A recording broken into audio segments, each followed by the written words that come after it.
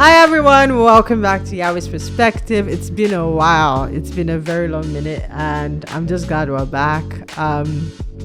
We don't promise actually. We hope not to be so we should hope not to take such a long break again. But yeah, thank you guys for coming back. Today I am here with some cute people. Do you guys want to introduce yourselves? I'm the first cute one. My name is Rotshak. It's great to be back here. What else do I say about myself? I think we were here for the instrumentalist break. Oh, true. Yeah, that was a very massive one. Yeah, we bless the Lord. My record is intact. Oh my, and then Calvary greetings, everyone. My name is Moyin Rotshak. a married woman now. Yes. Once, wait. So when were you married? It's not. I can't relate. Can't relate to that I anymore. absolutely can't. Yeah, Valentine's are not the same anymore. Where's your boyfriend? No, I have a husband. Yeah. I can't. God has elevated us. And why I'm saying it is because the very first episode of YAHWEH'S Perspective. Yeah. The host. Let me not show myself. The host was like, "Oh, everybody here is single," and it's like, "Who asked you? Nobody. Nobody asked you." Because we're talking about love, and I was just like, let's just out each other, before we start this whole love thing. Let them not be thinking. You were like, "Oh, do you have plans?" And I'm like, "Yeah, I actually have plans." And she just kept staring at me. And she's like, no "Yeah, plans. so everyone here is single, so we can't do that again." Yeah. Mm-hmm. No, I think I'm the one that has to never ask me that. Never mind. Let's just move on. This is not what we're talking about. Let's just move on. Sure yes, please. Let's just move on. I don't want to start thinking about it. But anyways, today we're going to be talking about something very interesting, like we always do. I don't know why I said that. We always talk about something interesting. Of course. Are we ever boring? No. YAHWEH'S perspective is always interesting. Exactly. Talk about So, it. just sit back, go and get your popcorn, whatever you need to listen to this episode and get comfortable. But I was randomly thinking about fasting one day and I felt this dread in my soul. I was just like, I can't get myself to fast. And then I just remembered something. I just had a memory of something that happened when I was 7, 6. And I thought of, and it made me very happy about fasting. And I was just trying to remember exactly the details.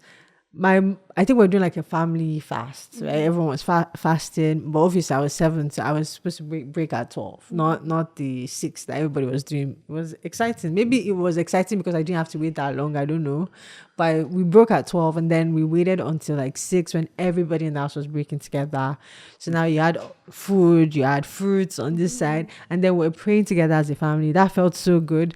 And I remember them telling my brother, which was 5, 4. That he should lead us in worship. And they told this boy to sing. There's this worldly song. That is why I opened his mouth. And my mom was like, where did you get that from? He was like, and because he was so young, he didn't know the lyrics. So he was like, I'm in my get to bye, my. My mom was like, yo, But who is teaching you this?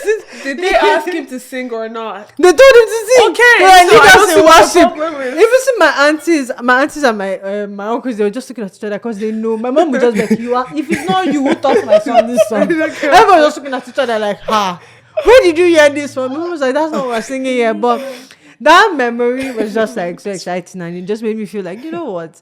You felt so excited about fasting then. I don't know if it's because of it was the whole family vibe or the singing that my brother engaged in. Because that's not. I wonder if I tell him now, because now he's a grown man. If I tell him that this is what you did, I wonder how he will react. That was such a fun time, and it just made me start thinking about the way our parents in some way have influenced our faith now. The things that we saw them do, the experiences that they had or were part of, that just shaped that that I won't say that it shaped our faith entirely, because I think Christian race is kind of very personal, and regardless of the family you're born into, you still have to find God for yourself. But I feel it laid some sort of foundation. Coming to Canada, even thinking about it, there was a lot going on emotionally, financially and stuff when I first moved, and there's no other remedy I know aside from God, because that's what I saw growing up, right? So those things kind of like built some form of foundation. And I just wanted to also talk about the foundation that our parents, their lives could have placed for us to also build our own faith. Because there's also this like thing with this generation now about them not honoring parents. Like it's such it's a vibe to just look down on. When you like, say this generation, my generation, and I'm not even saying this generation. It's my generation, and What I generation see. are you? I'm Gen Z. Oh. I am the beginning of the Gen Z. The beginning. You opened the door. So low-key millennial, Yeah, low-key. low-key Gen Z. But like that's the thing, and I see it happening, and I feel like even at some point in my life, I might have had that mentality too. It's now that it might be like my mentality is changing about like honoring our parents in terms of our faith. I just feel like just looking down at even their faith, like how they practice their own Christianity in terms of, I don't know, but I'm just gonna let you guys talk because I'm sure I don't know. I'll first ask, how big was were your parents Christians? Were you born into a Christian family, and how big was the practice of Christianity to your parents? Who wants to go? Where else gonna go? I would say that I think. Well, I was born in a hospital, but if I wasn't born in a hospital, I'd have been born in a church. Yeah, church. Because it was just the way it was when I was growing up. Like almost every, I think right now, I'm just reflecting on it. My current day to day, because right now my life is mostly church work, right? Yeah. When I was young, it was church, school. So it's pretty much the only thing that got replaced was school with work, right? So really, my life traces all the way back to to that, right? And faith played a huge role. And I don't think it was just church alone, but it was everything starting from what was happening at home, right? So the way you have morning devotion and all those things. I feel like those played like a huge. I remember that. Yeah, because like you don't know, but like it was so huge. Like, and my dad wasn't like a pastor, but he did a lot at church. Same with my mom, and my aunts that stayed with us for a while. So I most times just ended up finding myself in church, and that's where I met most of my friends outside of school, of course, right? Yeah. So again, that formed a huge foundation and influenced me greatly. I'll stop there. Moyin.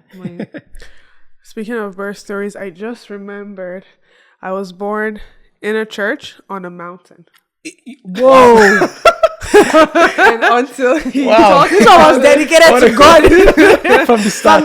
until he talked about it, On the because mountain. when he was like going to the hospital, I was like, as opposed to where? And then I now remembered, no, you were not even born anywhere close to a hospital. But the story was I was I was Your life cannot be anything because I got done. My Dedicated from the one. in a church, and then the church was now on the mountain because they were praying at the time that her water broke. She went to the mountain for God knows what, and right there in the church, Moyin was Have a whole episode just dedicated to our pet story.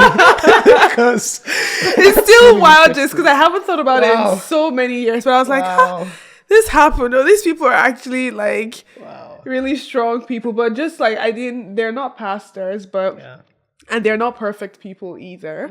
But as we're talking, I think one thing that came to mind was just they were consistent. Yeah. And as an adult, I can appreciate it. As a kid, it was like, what is your problem? Like 5 a.m. Really? And when I was younger, they used to wake us up with a bell. Whoa, no, okay. It was like in your house? in my house, there was a bell.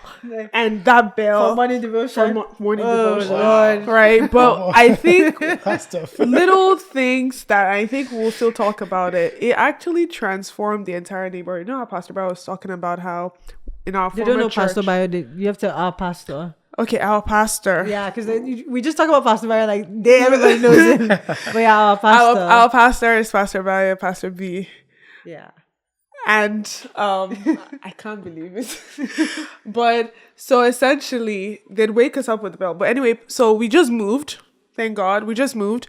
And the church just moved. Not me, but God is taking us places. Yeah. And, our pastor was talking about how lives around had been transformed by reason of just our presence there, right? I would say that was the same thing in my family, because that bell was so annoying. It woke everybody up, but I can't imagine. everyone knew us as the family that prayed at 5. And so when we traveled, we would actually have people accusing us that you people do not do your morning devotion. They know to expect Because they know. And so one time, actually, my parents traveled, and because like we're just kids alone at home, we skipped it. They told on us. Your neighbors did. They did. Yo. They told my dad went to that village. That's community bell. That's That bell was not for just and I don't even think they were up praying. But my dad was, I think, was talking to a neighbor, and they were just like, for the past 3 days. My daddy said 3 what? 3 days. And it was like, oh, we were not around. It's like, oh, the entire family travel. It's like, no, the kids were around. The beating, the beating I received. Oh no, never again. Nah. But like just that consistency, even and that bell is loud. You can hear it. Like, it was a big bell that they got from one of those mountains, right? But when we left, I think people texted my dad. I know that there was someone who was trusting God for a baby. I think she'd been married for many years. My parents were a younger couple, but just by reason of that prayer, like they'd pray the same time we prayed, they had a baby. Wow. And she didn't look pregnant. Like, she was well in her 50s when she was pregnant. So when they said she gave birth, I said it was a lie until I saw the child. Oh my. And so little things like that, and they just, I think in Yoruba they will say "Bashen kaba kaba kobo kobo," meaning that as we're doing it little here, little there, you're responding to us, and it's that consistency that I learned from them. I think consistency is a very big thing that I don't know and we're not going to look at it with like, oh, like were they really like, if you go to, you know, when you say you seek the face of the Father continuously, right? There is this transformation that will happen, even if you went there from the start with like not the right mindset, not the right approach. Eventually, like something is going to switch. And I'm just thinking about like morning devotions. I know I dreaded that, and I remember times whereby it could land, like slap could touch you. like just the fact that they're praying and you have stepped off. Like, but I'm tired because what am I awake at this time? And it's like, what, like 5 a.m? Okay, I'm like, okay, this doesn't have to be at this time, but I guess we just have to do it, because after now, if we don't do it now, everyone's going to get caught up with something. And you know, waking up early was one thing that I feel like in Nigeria is a thing, because even when I went to compulsory. visit, I was like, sorry, on Saturday morning, why are we awake at 7? Why are we not sleeping in? Do you know what sleep in is? No. But not African parents, but most parents don't even understand that fact. I think it's their generational thing that they don't understand, like, oh, you want to sleep in. But now, when I think about quiet time that I want to have, I just know it either has to be very early in the morning or like very late at night. And those, because even thinking about it, there was a time frame whereby you can't enter my mom's room. And guy, the milk is in your room. I want to drink tea. What do you mean I can't enter? So you see people like, you're just taking time, just at 9. I was like, God, I can't. Hey! Till the next morning. And you know the worst part? If you go and knock that door, like, let's just say that there's nothing you can do, you have to knock. You know, that's a sin, though. I don't know. It felt like it was a sin. I don't know, but just thinking about that quiet time, seeing her do that was like something that shaped that. I questioned it, obviously. Like, what do you mean, like? So we can't even pass the room. Like, read your Bible. It's not just Bible. Like, but now I understand it, because like even with my housemates, someone's like, it's distracting. I want to give my attention to God. But those things are things that I was just like, why are we doing this? But they kind of like showed that part for us. Right. Yeah. And it's not everyone that had parents that did this thing. So we have to be grateful for the ones we had. Yeah, 100%. And I think, like, from what you were saying, I think that one thing I just picked is, even if as kids we didn't enjoy it in the moment, right? It, at the end of the day, we watched what our parents were doing. And I think that's the biggest thing. I think one day I was just surprised at church. Somebody came to me and was telling me that her kid wanted a haircut like mine. I barely talked to the kid, right? But then when they went to the barber, he insisted that he wanted a haircut like mine, right? And I think what that just again, it just reiterates the fact that kids are watching, right? I remember as a kid myself, I would see people preach on Sunday, right? Sometimes my dad got the opportunity to preach, though he was not a pastor, but he got the opportunity. So after service, I'll go pick up my book of Bible stories. Not an actual Bible. I'll stand in front of the mirror. That shaped a lot of children's lives. Yeah, I'll preach to an audience of none. Nobody. Right? But I'll be so serious and I'll be sweating and all that. Like I'll have a whole sermon. Like I'm telling you. Yeah. And then some other times, I think there was one other time, I think music, like just watching like the band play. Because my dad was a musician as well. Yeah. And so I would like watch. He was not in the band at my church though, but like I was just interested in music. I think somehow because of him and my mom. And I would like come back home and I would make up this entire scenario in my head of me being on every single instrument, playing for like Don Moyin or someone like that, right? And to some extent, I'm living that dream a little bit. I mean, I've not met Don Moyin yet, Not yet. but you get the point. It's just like kids are watching, and so, like you said, that consistency. As long as they keep seeing the same thing over and over again, whether or not they agree with it, I think eventually, one day. I think what parents are basically doing is they're basically creating the opportunity for God to step in, if that makes sense, right? So at the end of the day, the parent can never really force the child to follow a certain path, right? You can't force them, right? They may just follow you for a while, but you know, when they're independent, they go away. But I think just parents creating that opportunity allows it. Basically, you're creating room for God to then, because it's God that really convicts the heart, right? And so basically parents are just doing that for us. And I think that's where a lot of people that were opportune to grow up in like Christian homes, I think I'm really grateful for that because, you know, some people set the path that I could see, right? Yeah, I think also that Bible verse, I think is Proverbs 22 verse 6 that says, train up a child in the way he should grow, and when he's old, he will not depart from it. It's like sometimes I think we also mentioned this in one episode, you don't even know what this child will turn out to be, but you just hope that God, I pray that this child is looking at me and seeing what I'm doing.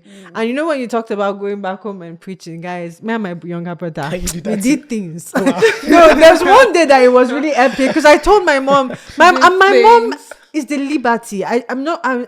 I thank her for that, but just the liberties just allow you. Okay, we started a church. I'm not joking.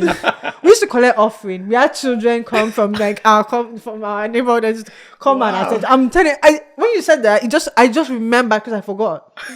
And we say we had a church. I don't even know where I was, but my brother is into music, so he was the drummer. And man, I was feeling like I was singing.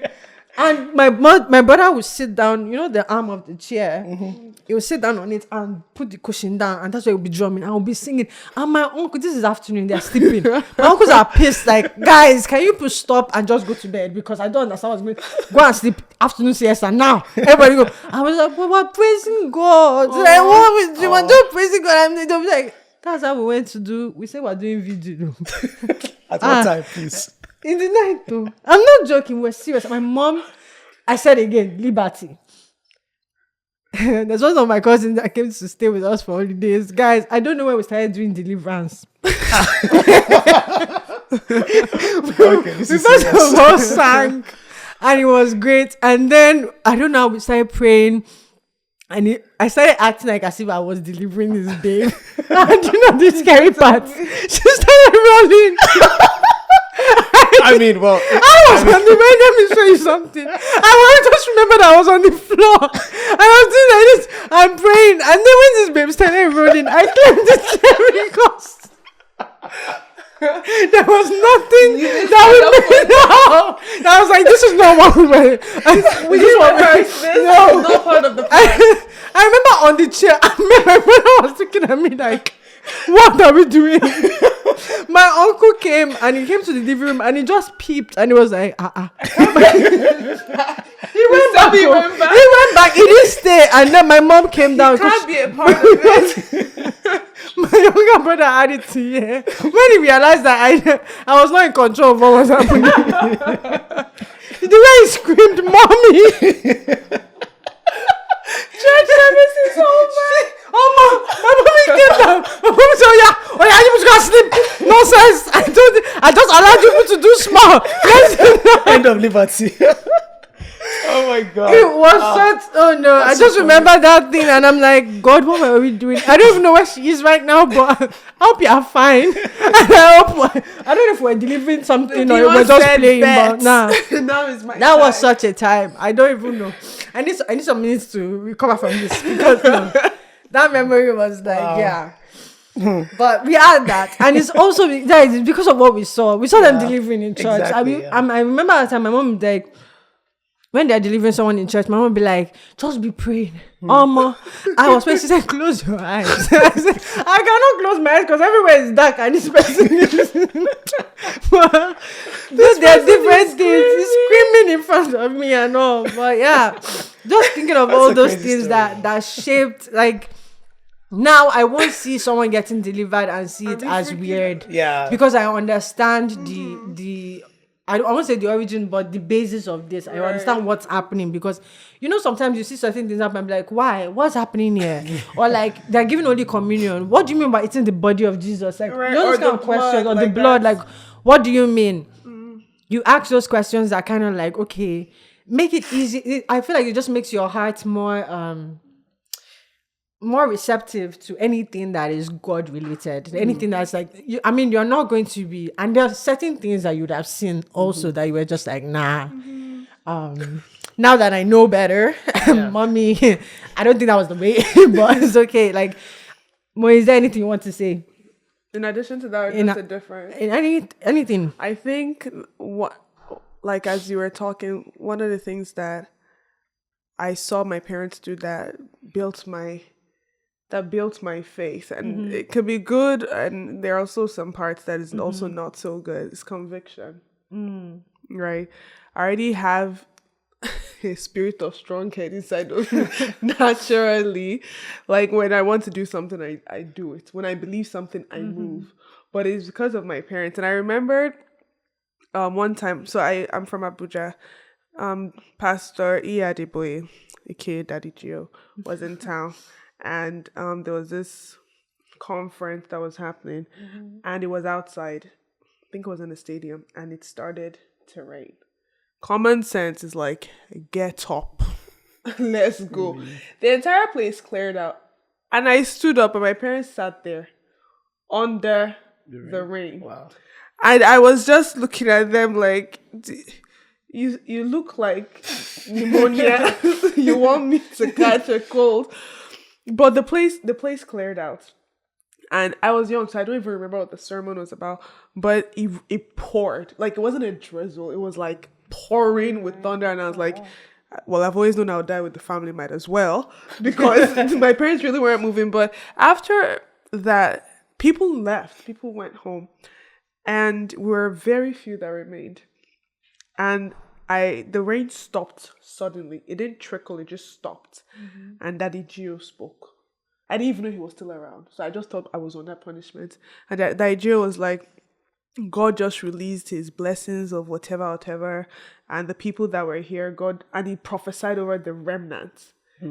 I didn't understand anything about it. I mean, it's just coming back to me. And so when I was, like, when we were walking, you could hear the squishiness of the shoe, and like the car was wet, but that is coming to my mind now. My parents were so convicted that was necessary for them to stay.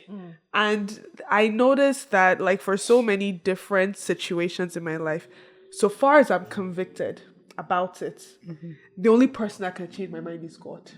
Because I've seen my parents make crazy choices on the basis of God said.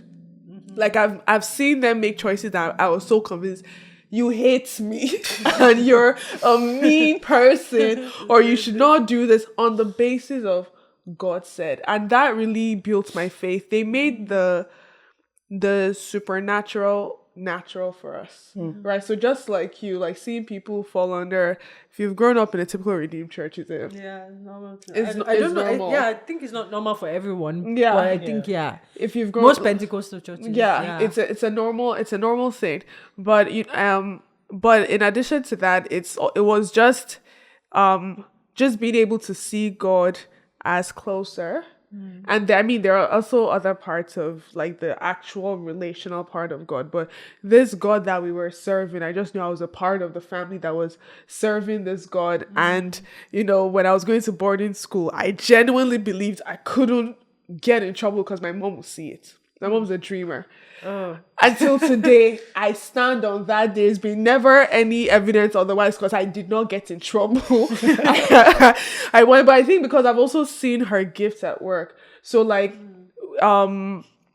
she would just see something, and when I come back from school, she will ask me, knowing fully well you are not in that school with me, right? So just little things like that just kept me. Like when I was in boarding school and there was nobody that I could defer to, it kept me. When all the other people were doing, God knows, I was just so convinced, like the fear of God and the fear of my parents, actually. I didn't really fear God like that, but I see my parents. I feared them so much that it kept me on the narrow path. And I think that as an adult now, it's just shaped my life and just like the decisions that I make. But I have a question, like, how many times in a week did you have to be in church because of your parents, not because of you wanted to? And has that affected how often you go to church now? Rotshak shreds. I would say long, like Lent. Yeah, I would say, let me just say for the first 10 years of my life, I would say I was probably in church at least maybe 4 days a week. Because there was what, like this Sunday, and then from time to time I'd follow, like, because I had aunts staying with us, I'll follow my aunts or my mom or my dad to like choir practice or something. Then there's midweek service, then maybe a prayer service. So I think total maybe 4 times. Now personally, I feel like, I don't know, I think as a kid I always looked forward. I don't think there was a time that I did not want to go to church. There were times I did not want to do morning devotion. But church though, like I feel like I was excited to go. In fact, I think growing up, the first church I attended, the kids' church happened before the adult church. So the kids' church happened before, and then adult church started. Let's say kids 8 to 9, for example. Then kids can go home. As a kid, I didn't want to go home. So after the kids' church, I would still stay to attend the adult church. So somehow, maybe my story is a little different than most people, right? So I ended up spending a lot more hours at church then. And I never really felt like, something. I look forward to it sometimes because of friends, sometimes just because, but and I think definitely it's influenced how I look at church now, because again, all my life, church, most of my community comes from church. So right? Really, and so it's a good thing, but sometimes it can be a little bit tough. I'll give you an example. When I first moved to Canada during COVID, I didn't know anybody here. In fact, I ended up finding out I knew one person. I don't want to say it's by mistake, but somehow I just found out later that I knew one person, right? And there was no physical church.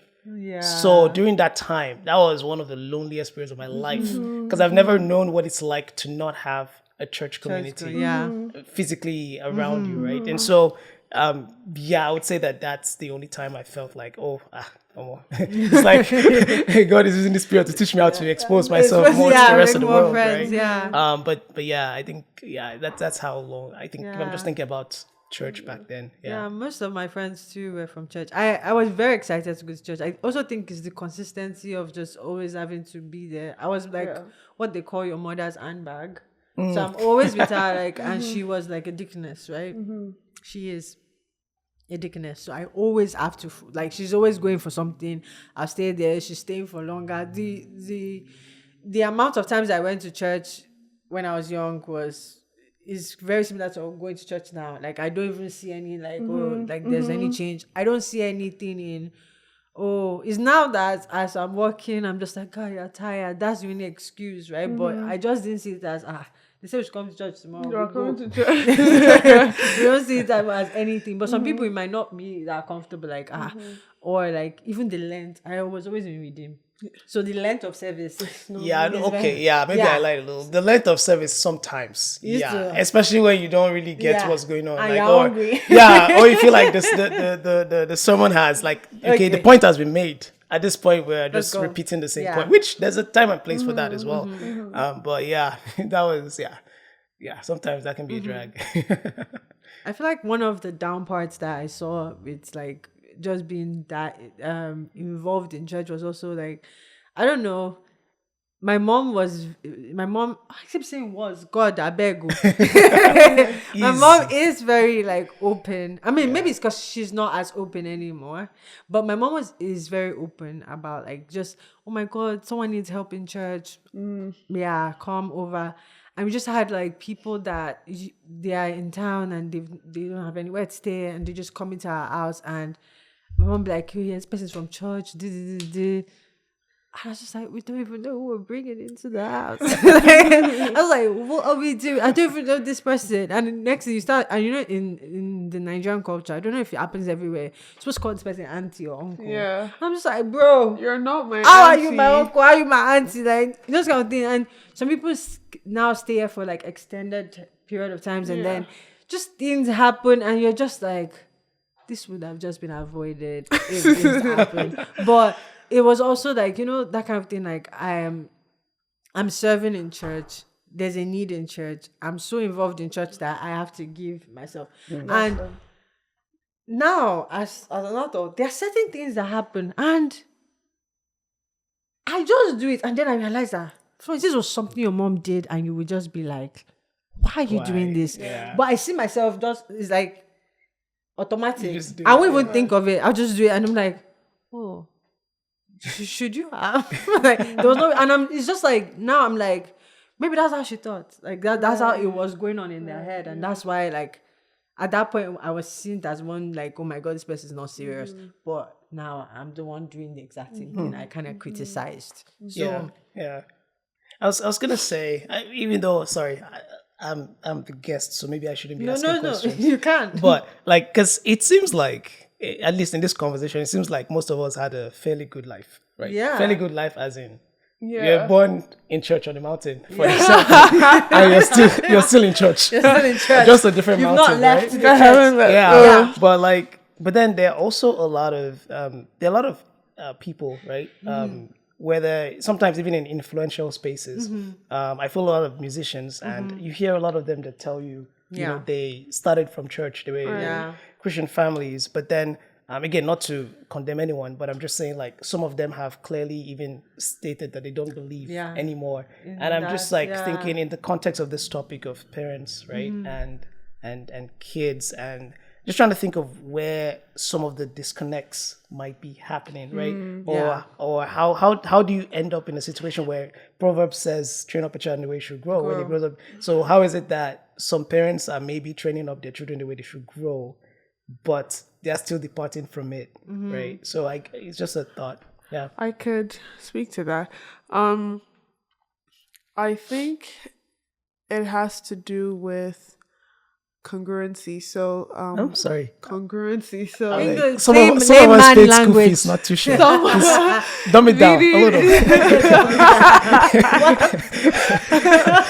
I mean, like, what you're seeing your parents teach and do is consistent in and out of church, right? And if it's not consistent, a child might just be like, no. Right? You can't say A and you're doing B. You're a liar. And they get mad at that God. Right? Or you say God is love, but there's just this incongruence, and I can use myself as an example. So for the longest time, I had a beef with God in particular, but I was okay with Jesus. Right? And I'll explain why. My dad is really strict. Really strict. And my mom is very soft and calm and kind. And so, like, the Old Testament, the way God just strikes. My dad would just always read the Old Testament. So I always likened, and they always said God the Father. And I looked at my father, so I'm just like, I'm not interested in you. I'm okay with Jesus, because it reminded me of my mom. Like, I just always imagined, like, when I read the synoptics, and I've been reading the Bible since I was a kid. So when I read about Jesus and how he healed and how he was, I could see my mom. I was just like, okay, I'm feeling this Jesus. We see that God. And I remember that I refused to be a Christian, a born again Christian, for the longest time. I always used to say that I'll give my life to Christ on my deathbed so that I can make it to heaven. But this God, I'm not interested in him, because they called him Father. And my dad was really strict. Like, why am I going to serve someone who doesn't have patience for mistakes? Right? So I can't do that. I can't do that. Attributing your father's qualities to God. And I think that might be what some people, mercy, thank God for Jesus, aka my mother, who might have reached out. But over time, and this is some things sometimes I might struggle with, that you can actually talk to God about this. And because with my dad, it was all I loved to really impress him and please him. So I presented my best foot forward every time. So when I got excellent grades, like even the service, the work, the kind of work I did at church, I was always excellent. So like I remember, my church in Abuja sits 2,000 people. I was one of the first few kids that actually stood on the adult pulpit and preached to 2,000 people. Wow. And I looked to my dad for, my mom, like, she was one that hiked me to do it, but that good job from my dad was all I needed. Whatever my mother did was her business. My dad saying good job. And I always used to feel like God the Father was like that. Like he was not interested in any other thing than good. So I didn't really stay out of trouble because I cared about Jesus. I stayed out of trouble so that God wouldn't kill me. And in that way, I felt like I was better than other people that were sinning or falling short and stuff like that. And because I was really mercy saved me, I could have decided not to go with that God. I didn't want to be a Christian because I was really terrified of that God. And I think some people, depending on what they've seen, maybe their parents prayed that someone wouldn't die and that person died. Right? Yeah. Or they've seen their parents suffer, or they've also seen their parents, get mad at God but can't express it, and they feel like, what kind of a God is this? I don't want anything to do with you. Or like you hear stories about pastors that act good and then at home they're a different beast. Like you see the man hitting your mom, but he stands on the pulpit to teach. What kind of God are you serving? Right? So parents do have a really big impact on how we see God as children. I think that possibly is why there is that incongruency, why people are just like Whiskey. I grew up in church and he's out there. He can never go back. So I love that too happening with people. But to add to that, we say the church is the people, and I feel like a lot of people translate church hurt to God hurt. Like they can't separate the two. Like because it's like, because you hurt me, I just believe that everything you do would probably be wrong. Yeah. And this is like, a lot of people don't see that these people were humans, and then a perfect God is just trying to help us grow to be perfect. Because I even see it in myself now, and sometimes I question myself at work. Like if I do certain things, I am placing a little blueprint for unbelievers at my workplace to see.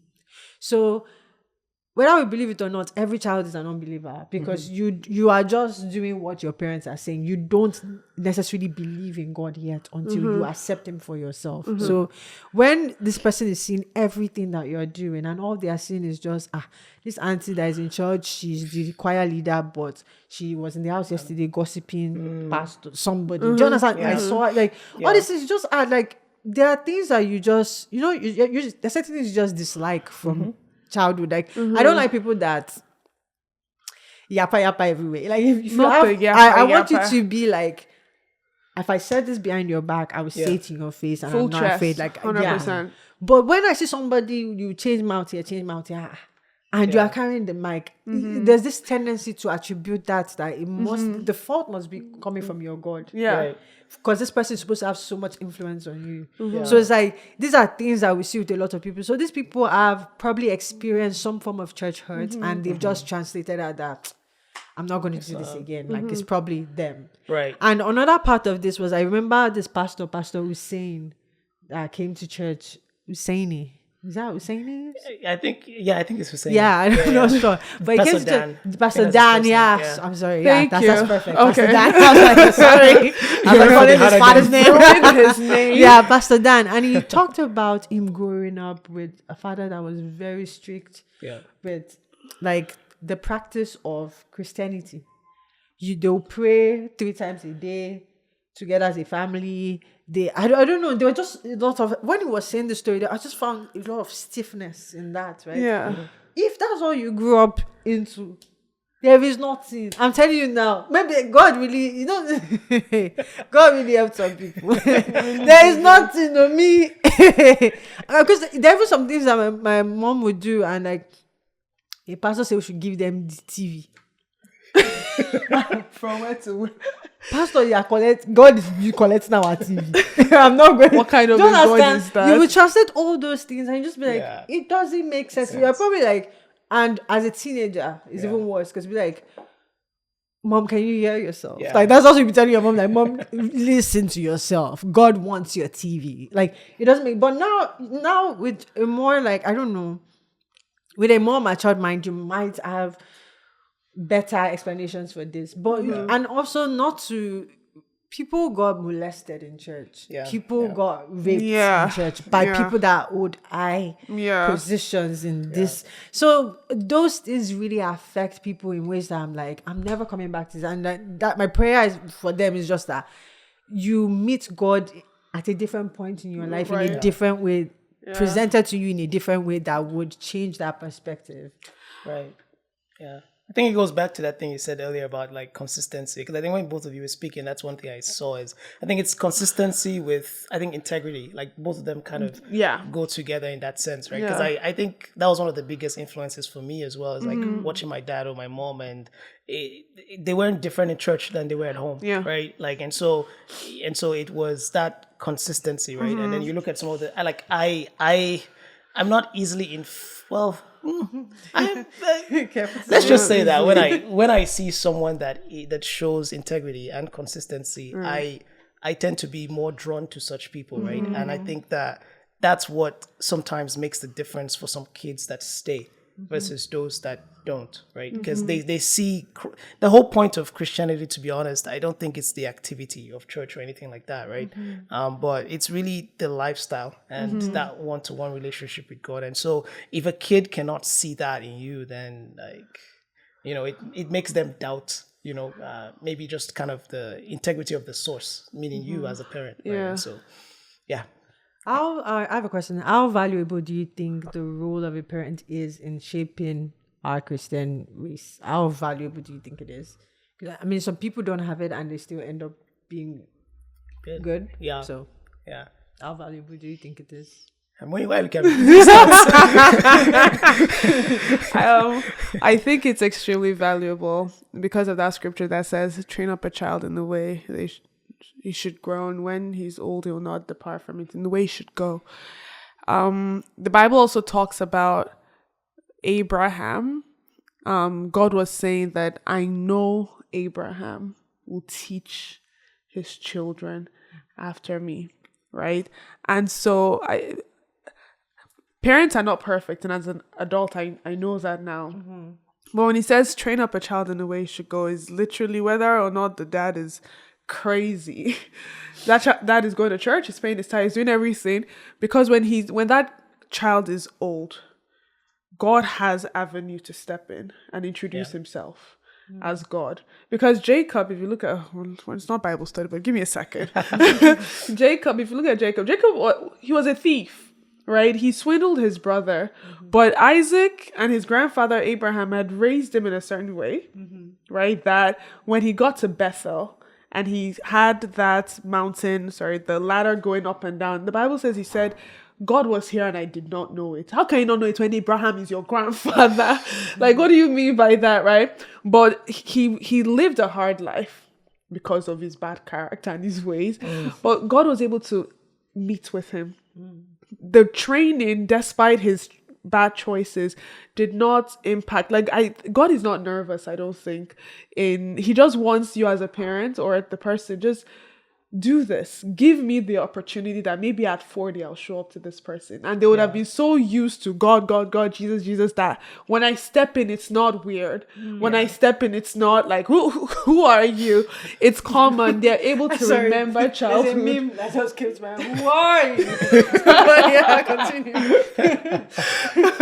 Right. And so I think that parents are, they're very important for us as children and for the children after us, because the scriptures didn't say train them up in the way they should go to heaven, because you yourself don't know. It's just in the way they should go. Just show them this is the way.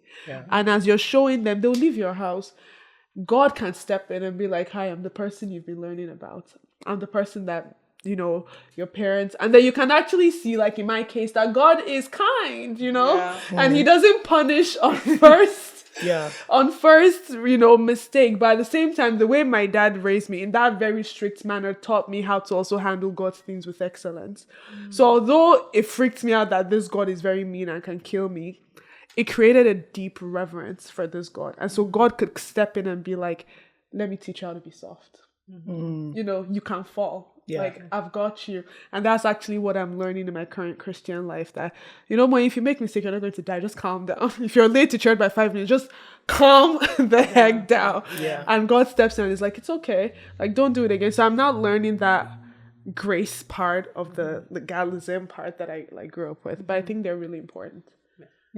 I think, like, whether we're talking of Christianity or not even Christianity, just in life, parents are heavily influential, right? I think the first relationship any child has in this world is with their parent, right? And so, like, there's no denying the fact that parents would have an influence. So at that point, I think with that understanding, Christian parents need to take advantage of that and really try to be very, use their influence to draw their kids to Christ, right? I think somebody said something like, I think it was Moyin, that said, I think when she was growing up, she had fear of her parents or something like that. I don't know if it was you, but what I heard was fear of parents before fear of God. And pretty much it was the same for me as well, because, I am remembering some things that I did as a kid. My parents have no clue. They're not going to have a clue because I'm not going to say it here. But I'm just saying, like, if it comes to looking good, I always made sure I looked good to my parents. It didn't matter what. Like, if something made me cry outside, like there's one time I got in trouble outside, and my biggest worry was, God, please let my teacher not just tell my parents. Honestly, because they will not believe. That was a death sentence. Like, they will not, right? But then, like, all of that happened until much later in my life, that I then later on I was still doing the church activity and everything. I still knew God is a good person, but I don't think I didn't dip it like that much until much later, right? And it's where the fear of God actually came in. Now, I'm not saying that we still won't slip from time to time here and there, but I feel like now I fear God more than I fear my actual parents. So it's basically inverted, right, at this point. And that's how it's meant to be. So just to answer your question, yes, parents are extremely influential. And it's not just parents alone, because some people may not have the opportunity of having a dad and a mom, like, biological with them. But that community, the people around you, like, I know sometimes that some adults my parents kept me with. When I say kept, I mean I was living with them, but just like in their hands, and they were doing some things that were conflicting with what my parents would normally do. And like, as a kid, I just knew that something was wrong. You've been so conditioned. Even though I was still but like, I just knew something was So I think it's a whole community thing. We all have to, like the story I told earlier of the kid. Like, I've never been to their house before, but the kid wants an echo like mine. So clearly I have an influence on him somehow, and so if he sees me doing something that's not Christian-like, he may just assume that is okay as well, right? Because he's trying to be like me. I did that for a lot of people. One last story. I remember one time I hated. There's this fish biscuits. in Nigeria. I think It has blue back. Oh yeah. I hated it as a kid. My mom would give it to me to take to school. I wouldn't eat it at all. But then there was this guy, this one singer at our church. I was a very little kid. And I used to watch him. He would play instruments, he would sing, he could do everything. I was like, I really want to be like this guy. One day, I saw this guy eating fish biscuits. From that day, he started begging my mom for fish. I think my mom was shocked. But you know, it's easy to take it to school. But she didn't know what changed. But I'm just saying, like, in a way, that person was influential. So we should just know that it's not just the responsibility of parents as well. Like, normally, we all have influences on people that may not have told us that. So, I think just a little this. I think it keeps us out of danger. Yeah. Really, the fear of your parents. If you want to kill me, tell me. I'm going to tell your mommy. We do it now to children. I do it to children. But you know the difference? And I think it's a beautiful cultural thing because at work, I work with these Asian kids, right? And these 3 boys were so bad. Like, they were just misbehaving. And the teacher was Asian. And she had been watching them, and you know, it's like we're in Canada, everything is free. She had been watching them, and they thought they got away with it. At the end, she just said, "Oh wait," because they were running to their parents, and she was like, "I'm gonna tell your mom." And one of the children just fell down. He couldn't understand. Like, the way that kid just dropped, you would think they just said your mom has cancer. He just went like this. He was finished and he started crying. And it's like, please don't. And she just smiled. And the mom walked over. And when they finished saying it and the mom gave him the look, it just triggered PTSD because I know that you're about to die. Don't come home. And the mom he lived beside the school. The mom just went and said, "I'll see you at home, okay?" He said no. And he was begging the teacher to walk him. And I remember that happening to me too. Because I would rather, I feared my parents so much that if I was ever kidnapped, they can't pay ransom. Because what was I doing that got me? What were you doing that you allowed them to kidnap you? Where was I? And so my parents, they were never concerned about siblings. No. Because when they're like, are you not even afraid that they will even rape her? They will kidnap her. My father said, they will kidnap him. Can they kidnap him? Because if they call him for ransom and they give him the phone, I'll tell him, don't worry. He will drop me off at the house. But I think that just that fear kept me safe. I can't be in a place that you kidnap me. I can't get in trouble because there's no home to go back to when they've reported me. Wow. But we're basically come to the end of this episode, and I just pray that we value our parents. The Bible says we honor our father and our mother so that our days will be long. Even as we're adults now, they can't beat us. I mean, they might, so they'll beat you on your husband. But right now, it's just like honoring them. And if you're still young, honoring the time that, whatever they are instilling in you, it might not be pleasant, but it's very important. I want to read this scripture. I think it's I know. It's Psalm 78 verse 1 to 8, and it says, "Oh my people, listen to my instructions. Open your ears to what I'm saying. For I will speak to you in a parable. I will teach you hidden lessons from our past. Stories we have heard and known, stories our ancestors handed down to us. We will not hide these truths from our children. We will tell the next generation about the glorious deeds of the Lord, about his power and his mighty wonders. For he issued his laws to Jacob. He gave his instructions to Israel. He commanded our ancestors to teach them to their children, so the next generation might know them, even the children not yet born, and they in turn will teach their own children. So each generation should set its hope anew on God, not forgetting his glorious miracles and obeying his commandments. Then they will not be like their ancestors, stubborn, rebellious, and unfaithful, refusing to give their hearts to God." And I just wanted to say that we learn from the wins of our parents, and we also learn from their mistakes. So absolutely. In everything you're doing, just honor whatever you're getting right now. And we want to thank our parents that laid good foundations for us. Thank you. And for the ones that didn't get our parents, I pray someone would lay a good foundation for you to build your faith upon. And that's a wrap for us, guys. Toodles. See you. Bye bye. How very departure.